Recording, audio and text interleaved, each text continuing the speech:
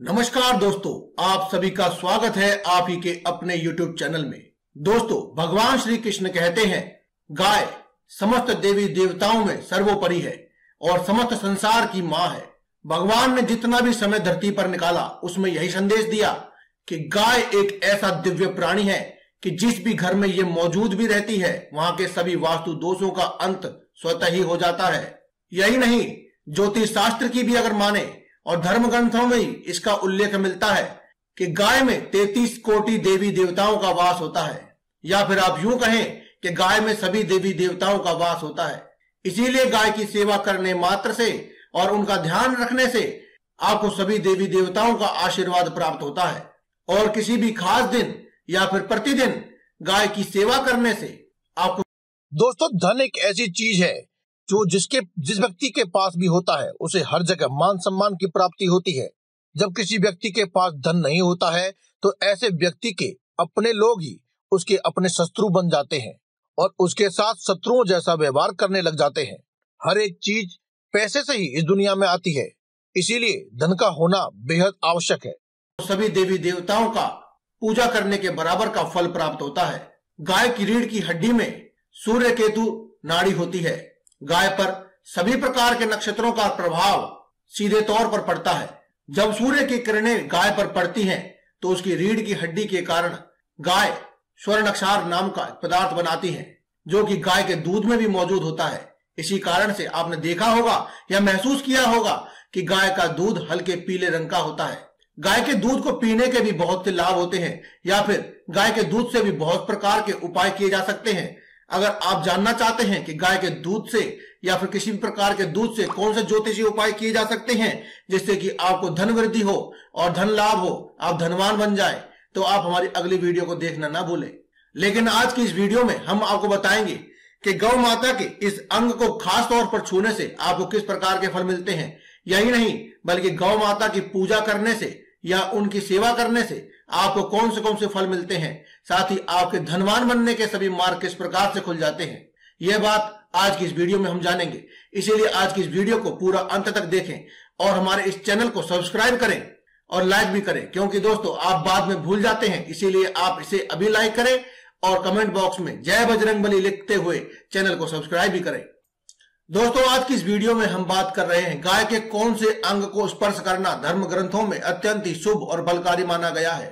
दोस्तों, सनातन धर्म में गाय को बहुत अधिक महत्व दिया गया है। शास्त्रों के अनुसार गाय में 33 कोटि देवी देवताओं का निवास है और जो कोई भी मनुष्य गाय की नित्य पूजा आराधना करता है, गाय की सेवा करता है, उस पर सभी देवी देवताओं की कृपा बरसती है।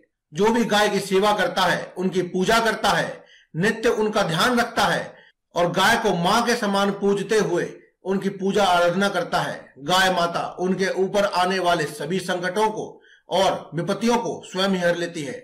इसीलिए गौ माता को कामधेनु भी कहा गया है और सभी प्रकार के संकटों को हर के ये हर व्यक्ति के जीवन में सुखाली और सुख संपत्ति का कारण बनती है। इसीलिए पुराने समय में कहा जाता था कि आप जो भी पशु पालें, लेकिन घर में एक गाय अवश्य होनी चाहिए।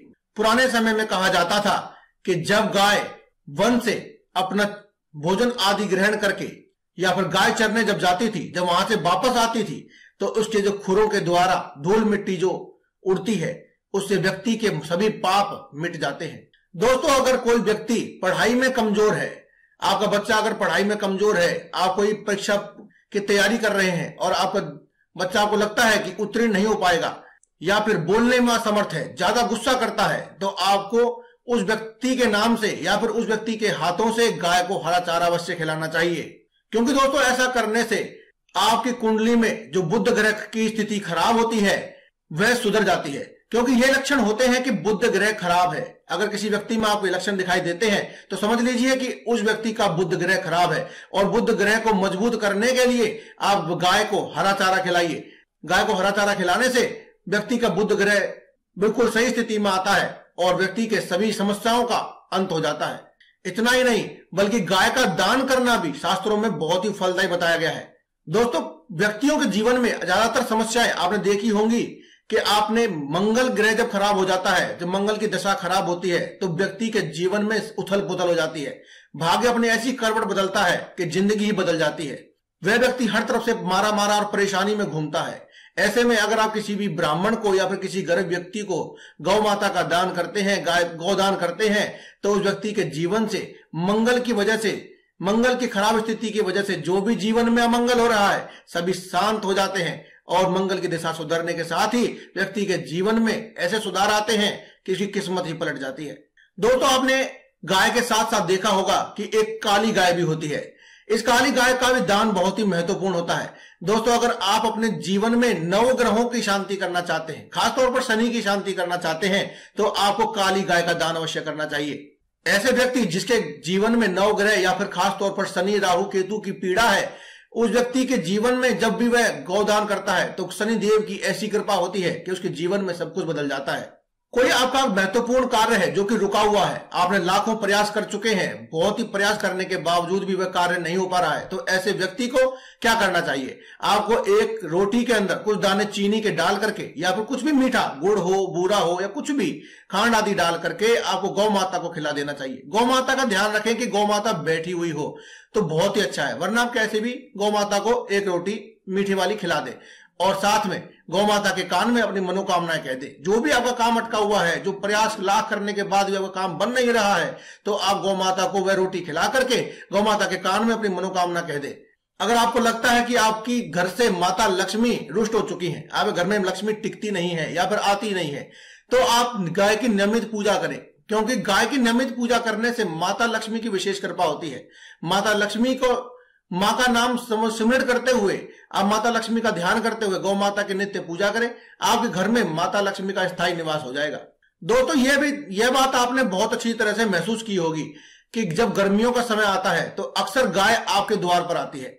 दोस्तों, गाय आपके द्वार पर आना भी एक बहुत अच्छा शुभ संकेत होता है, क्योंकि गाय माता खुद आपके ऊपर आशीर्वाद बरसाने के लिए आती है। ऐसे में गाय को आप पानी अवश्य पिलाएं। गाय को जब गर्मियों के दिनों में आप पानी पिलाते हैं तो आपके जीवन में से जितनी भी धन संबंधी समस्याएं हैं वह समाप्त हो जाती है। वहीं सर्दियों के दिनों में अगर गाय माता आए तो क्या करना चाहिए? अगर सर्दियों के दिनों में गौ माता आपके द्वार पर आती है, स्वयं आपके द्वार पर आ जाती है, तो ऐसे में आप अपने घर में थोड़ा सा गुड़ अवश्य रखा करें और जब गौ माता आपके द्वार पर आए तो उन्हें गुड़ की 1-2 डेली अवश्य खिलाएं। थोड़ा सा गुड़ अवश्य खिला दीजिए।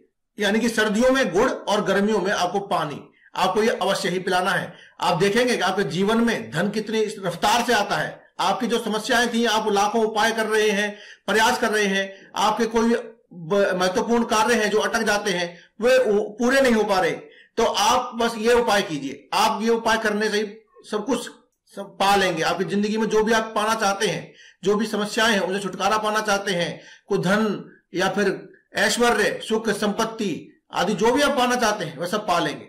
गौ माता तो इतनी कल्याणकारी है कि ये आपके पितृदोष तक को शांत कर देती है। पितृदोष शांत करना चाहते हैं तो आप गौ माता को रोटी, गुड़ और हरा चारा अवश्य खिलाएं।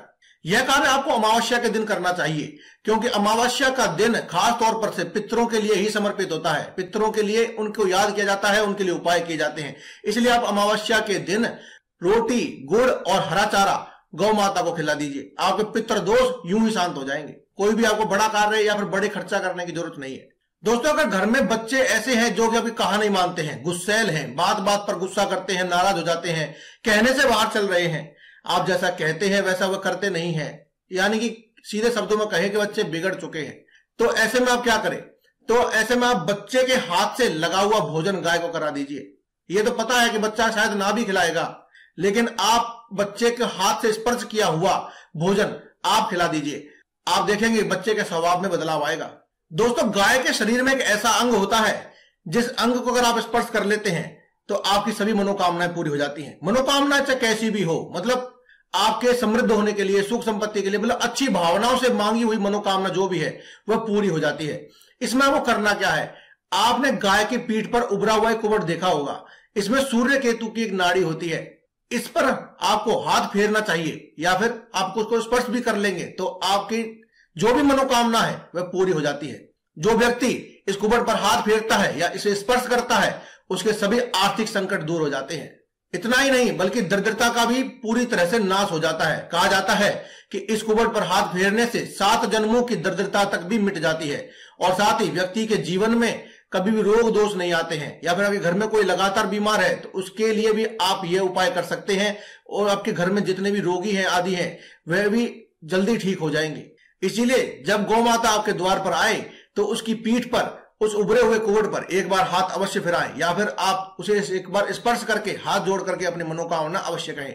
इसके अलावा दोस्तों अंत में आपको बताना चाहेंगे कि हर कोई व्यक्ति का सपना होता है कि एक बार जीवन में उसका अपना घर हो, लेकिन क्या हो जब आपके घर में कभी भी सुख शांति ना हो, कलह का वास हो, तो ऐसे में आपको क्या करना चाहिए? ये सभी समस्याओं को दूर करने के लिए आप क्या करें, जब भी आप अपना घर बनवाने के लिए जमीन खरीदें तो घर बनवाने से पहले एक ऐसी गाय को और उसके साथ उसके बछड़े को एक बार उस जगह पर अवश्य बांध दीजिए। कम से कम 1-2 रात के लिए अवश्य बांध दीजिए। आप देखेंगे कि ऐसा करने से आपके जो घर का जो वास्तु दोष होता है सब समाप्त हो जाता है। घर बनवाने के बाद भी आप गाय को पाल सकते हैं, यह भी बहुत उत्तम होता है। लेकिन अगर आप ऐसा नहीं कर सकते तो आप किसी की भी गाय को एक बार के लिए वहां बांध दीजिए, आपके घर के उस भूमि के जितने भी वास्तु दोष होंगे समाप्त हो जाएंगे। तो दोस्तों आज की इस वीडियो में केवल इतना ही। कल फिर आपसे मुलाकात होगी एक और नई वीडियो के साथ। तब तक के लिए दें इजाजत। धन्यवाद। कमेंट बॉक्स में लिखते रहें जय बजरंगबली।